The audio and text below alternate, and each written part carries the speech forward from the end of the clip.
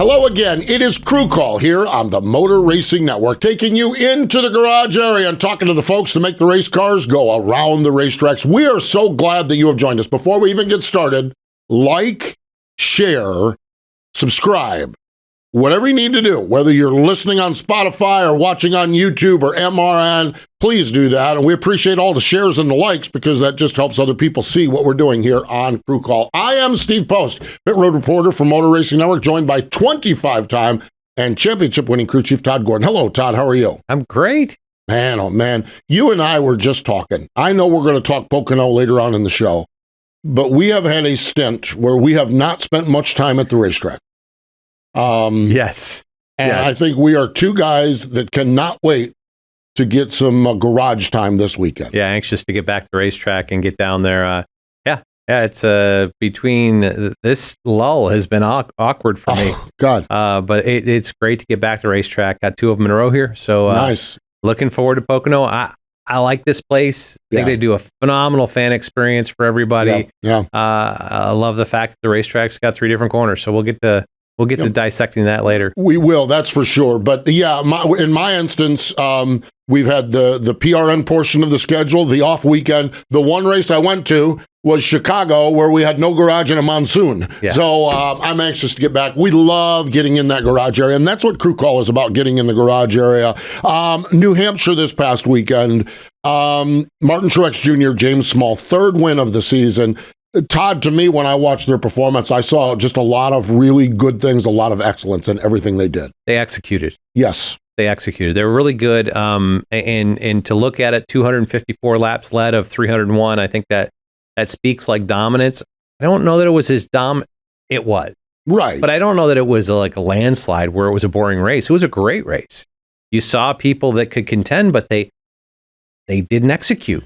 You know, Christopher Bell beat him for the pole. And I thought could have had pace at times, got speeding penalty, and then it just I don't know. I wasn't speeding penalty. He got a penalty, put him back, put him in the tail. They had to re-pit because they had a loose wheel. So, but a great drive back up through the field to top 10, and then kind of puttered there. Eric Almirola. We talked about this being a racetrack that he could be a sleeper at. He was. They had pace. They were that first run, he was the second place car to Martin, and it was going to be interesting with a 2-tire call to see what happened. They got out front. Obviously, didn't get a tire tight, a wheel tight. And I think there's a lot of things that enter into that, not just a changer, but it's a tough situation for them. Ryan Blaney made a charge at Martin late. I mean, really, I think Ryan was the only one that impacted how Martin raced the race. He worked his way up the racetrack. Racetrack got super wide. Yeah, it did. That was fun. I never would have thought we would have got racing up above the patch. Yeah. So like the 4th groove. There was a lot good about this weekend. And by the way, Martin Truex just won both stages and won the race for the 7th time in his career. That's over 20% of the races he's won. He's done that way. Really? Wow. Man, it is good. You know, I am really, and Todd, you go back, we both go back years in this thing, and we used to do 2 trips to New Hampshire, 2 to Michigan, 2 to Pocono, 2 to all of these things. There is something now about going one time to these racetracks that really make them special. And New Hampshire to me is just really, really neat now that it's once a year. Yeah, I think the other piece is that when things change, you don't have a notebook from the first race. I think our racing and our race product is better when we have less practice and less notebooks. Right. I think we do put on a better show that way because nobody has refined it to the nth degree. Nobody's gotten this thing where they know exactly what it takes to be good here. Right. And you see, like, the next gen car came last year. Well, we got an aero update and an aero package update this year. You don't have that notebook. You don't have it. If we gave these guys a week of practice, it would become a worse show. Right. Because they'd all iterate their way to being the best that they can be, and you'd have no separation. You wouldn't see the passing. But I agree. There's the environment, the fan base shows up because it's the only one this year, and the guys put on a great show. Wow. It was great racing. It really, truly was. Want to give an attaboy. Okay, we had a lot of good performances. Okay, Tyler Reddick and Billy Scott. 5 straight races prior to New Hampshire where they've had finishes of 25 and worse. And midway through the race, they get a speeding penalty. Yes. How important was it for them to rally back to a 6th place finish? Yeah, I think that to turn the tides of the ship, this program has had speed. Yes. I mean, honestly, I would say Tyler Reddick wins Chicago if he doesn't make a mistake. Correct. Of the 3 cars that were really good there, Shane Van Gisbergen, the eventual winner, Christopher Bell, and Tyler Reddick, those were the 3 all day long that would separate themselves by seconds from the rest of the field. Tyler was the first one through. He passed Kyle Busch for 4th. Right. At lap, with 18 to go against guys that had 16, 18 lap He older was tires. the front guy on that strategy. He was there. He just overcooked it into 6 and buried himself into the tires and wedged in there. So they've had speed. And this has kind of been their thing. It's not that they're searching speed. They just, they haven't executed. And here's a recovery from an issue. And I think that's great momentum for Billy Scott and that whole 45 team to carry forward. We'll see where it goes. Yes, we shall. That is for sure. What we're going to do today here on Crew Call, we're going to kind of reset the bubble, kind of see where we're at here with 6 races to go in the Cup Series before the playoffs, and just kind of kick around what some of the teams are looking at as they roll forward. So this is Crew Call. Stay with us. More in just a moment. Welcome back. It is Crew Call here on the Motor Racing Network. Todd Gordon and Steve Post breaking it down. And Todd, tick-tock, tick-tock. Sunday's race was number 20. Yeah. 26 in the regular season. I mean, you're the engineer, you're the crew chief, I'm the radio guy, but that's 6 races left. It is getting time to start to get your ducks in a row if you're one of these playoff teams, and get your ducks in a row to try to get into the playoffs as well. If you're 15th on back, you're anxious right now. And really, when you look at the 6 we've got left, nothing the same. We've got 6 different avenues. We've got Pocono, the tricky triangle. It's its own creature, 3 different corners. Yeah. After that, we go to Richmond, wore out, short track, trying to find grip, tire degradation. I don't want to say fall off because that happens on pit road. Yeah, we've had too much of that. So lap time fall off. I think that's going to be really cool. You've got Michigan coming behind that, which is kind of its own creature at this point. And again, really high speed. Yeah, once a year. So what's it going to be like? And this one's important to all the manufacturers. Yeah, you're right. I've taken a couple of those manufacturer trophies home for the good old blue oval and took a little pride in that. So, and then Indianapolis Road Course, Watkins Glen, the Super Speedway road courses, Daytona. Nothing is the same here, and I think everybody behind there, they've got to be anxious, but they also.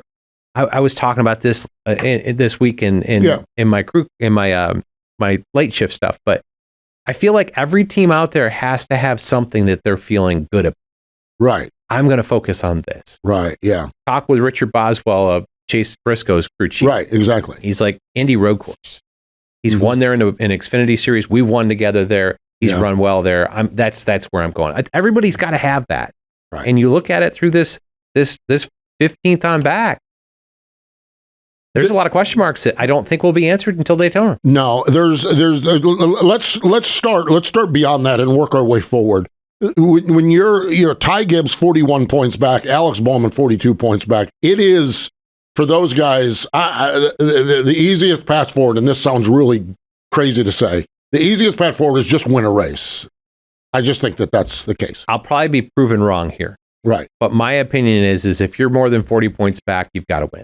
I don't think in the 6 races you've got left, you can point your way forward because there's 3 guys up there. And I think there's 3 guys up there for 2 spots that are all within 3 points? Right. 3 points of each other. Yes. They're tight. AJ Allmendinger's 21 points back. Right. 20, something like that. 20 points back. 20 points back. Yep.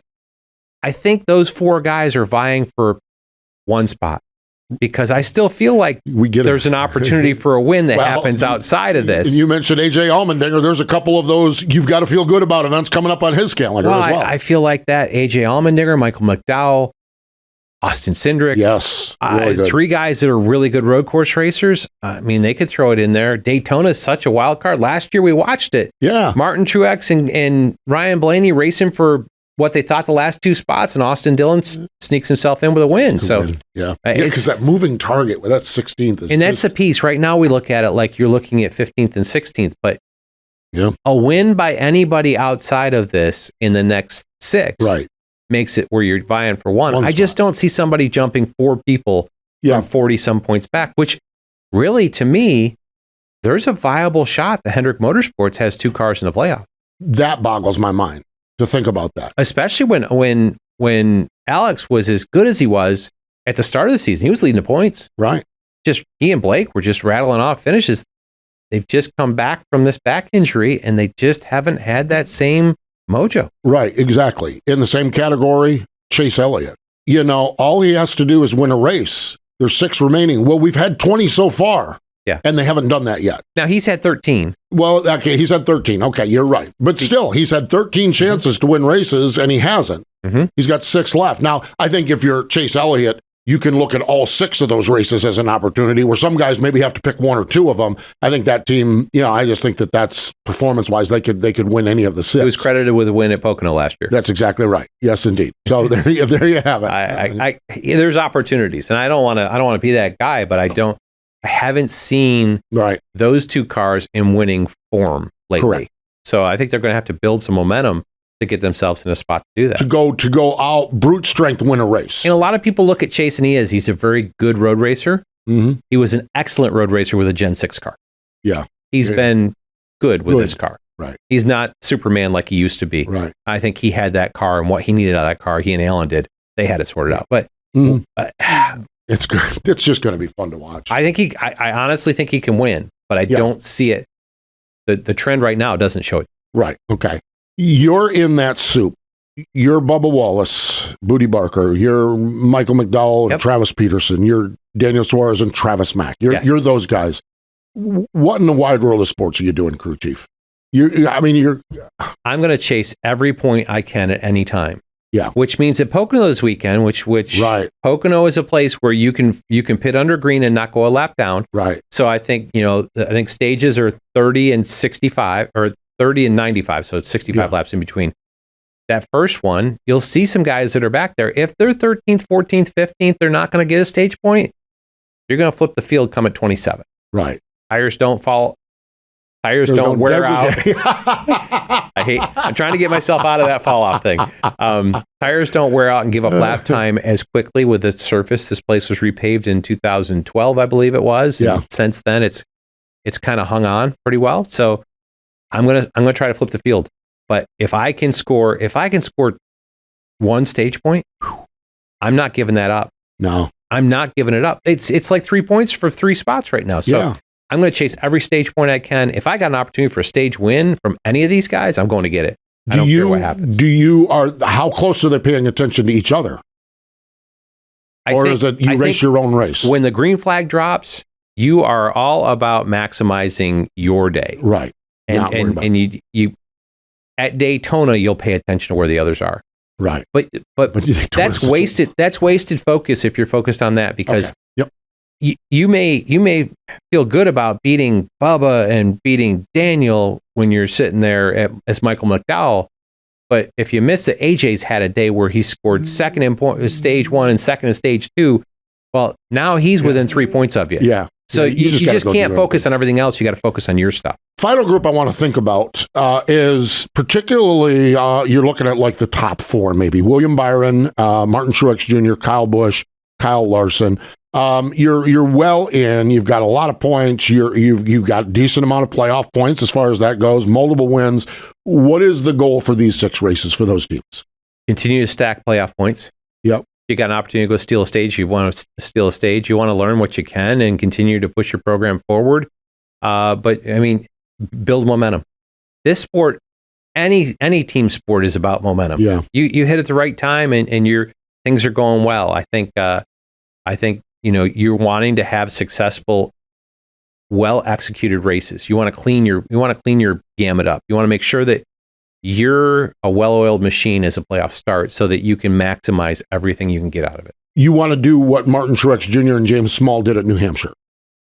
You execute, yes. and maybe that's the ultimate situation to go to the win. But you need to have clean races here. Yeah, you do. You want to build momentum and routine and get where the guys where you can come down pit road for a 4-tire stop and feel like you held position or gained.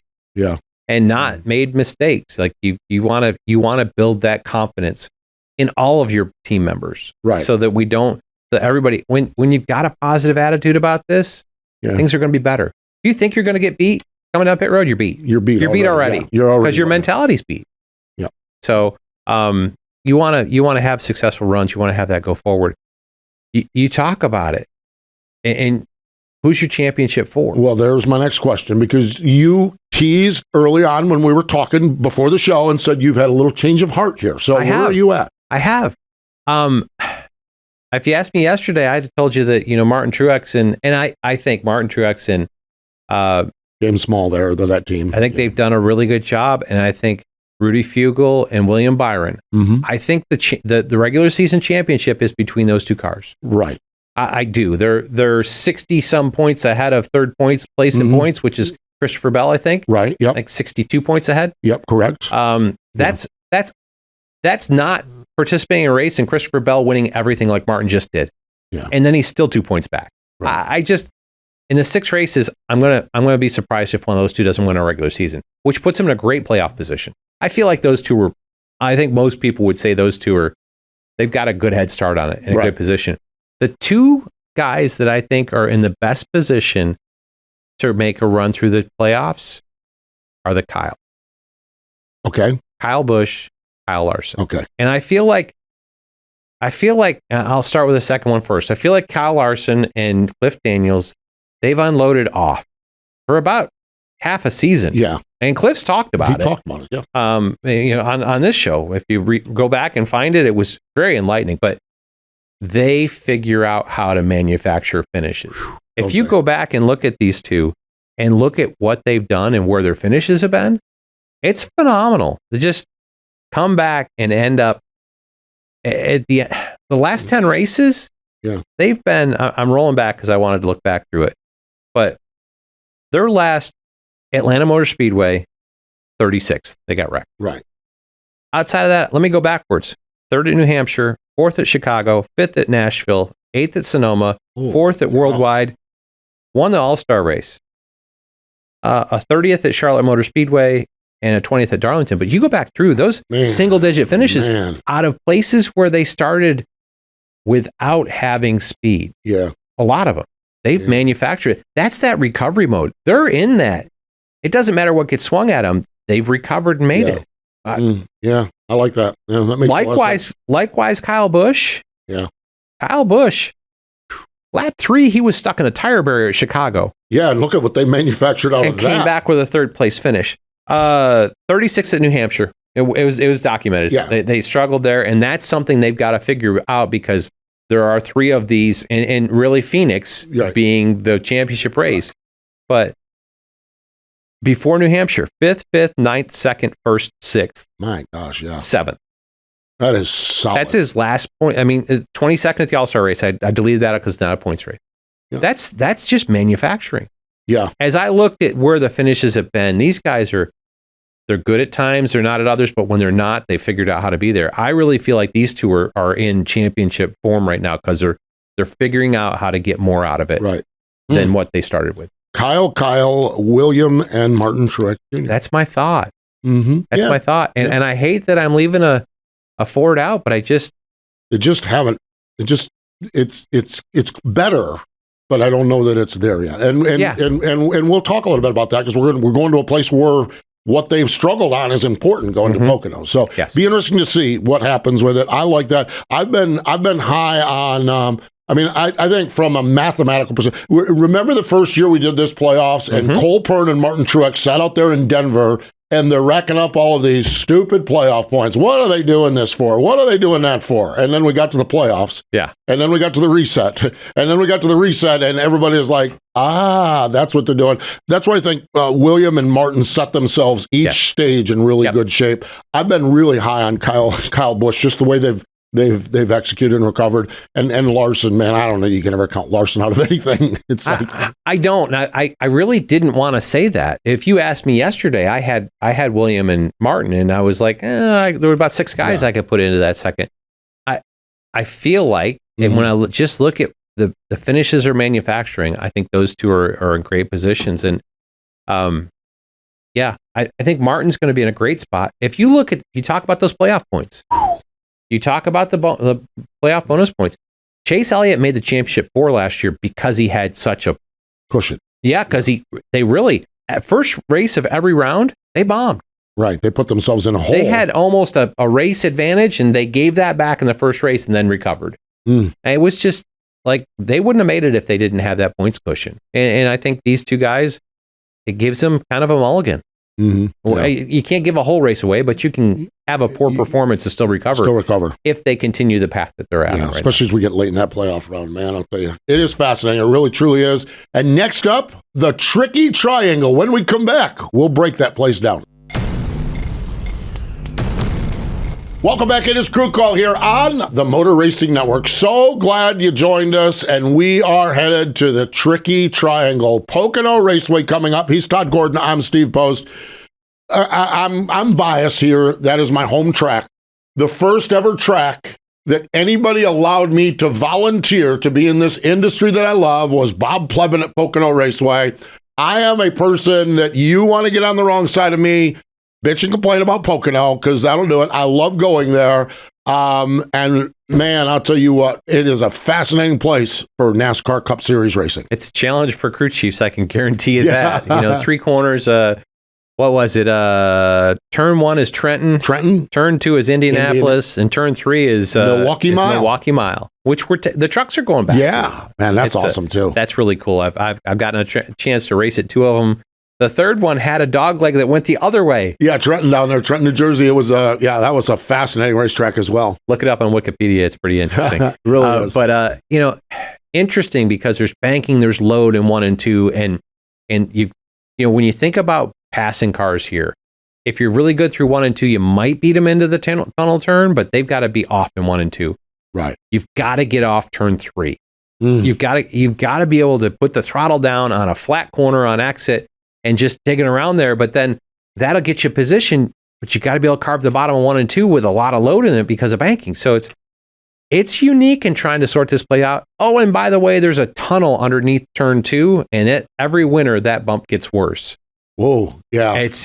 I mean, that is the nemesis of crew chiefs, is trying to figure out how to get your car to cross that tunnel, because if you lose pace across a tunnel, you don't set yourself up to make that run through turn 3 to set somebody up in the front straight. So to get the run off, I think it's the longest straightaway we've got. Longest straightaway we've got, yeah. We had, back when Eli Gold was there, he had the stat where 1,625 airport airstrips are shorter than the front stretch of Pocono or something like that. That is a long front straightaway and very, very critical getting onto it and then getting down into turn number 1 as well. Yes. Yeah, big arc into turn 1. And tough for these guys. That's what one of the things is. The biggest challenge is we would actually send a second spotter. I'd take a guy and set him down into turn 1. Really? Yeah, because the spotter, behind the car. You're spotting from behind the car 3/4 to a mile back. It seems like you're only half a mile, but you're trying to spot a car by 6 inches of clear or not from behind it by a half mile. Yeah, you're right. So we'd actually send a spotter down there in turn 1 and just to call entry to turn 1. Wow, fascinating stuff. One of the other challenges, we're going to hit the ground. MRN's going to hit the ground rolling 2:30 in the afternoon on Saturday. We have practice and qualifying, and practice itself and the monstrosity of this racetrack make that a challenge as well. Yes, yeah. At road courses, when we go to road courses, we do an alternate start finish line. Right. To keep it where the lap, because it's such a long lap, so you don't have to burn an out lap and an in lap. You only burn one of them. Right. I don't think we do that here. No. I think we're still using the start finish line. It's a 52 second lap at best. Right. So 20 minutes of practice. You go out, that's a minute to get back to starting your run. You make 3 laps. There's 3 more minutes. So we're at 4. And now you got an in lap. That's 5. Park the car. It's 6. By the time I make a change, I can make 2 runs. I might make 3 if it's just like if you do a 1 or 2 lap run, and it's So these guys are really going to unload, and they're going to have 2 shots at it. Yeah, and I think some of them, if you're good enough, you're going to tell your driver just to run the whole thing out. Well, and there's the other thing. Then how do we determine what the degradation of tires are. If everyone's got just 2 short runs, somebody's got to do that. Somebody that's good might do that, and we might learn a little bit about that as well. Yeah, and you hope that happens within your camp, so you've got a little data that you can look at.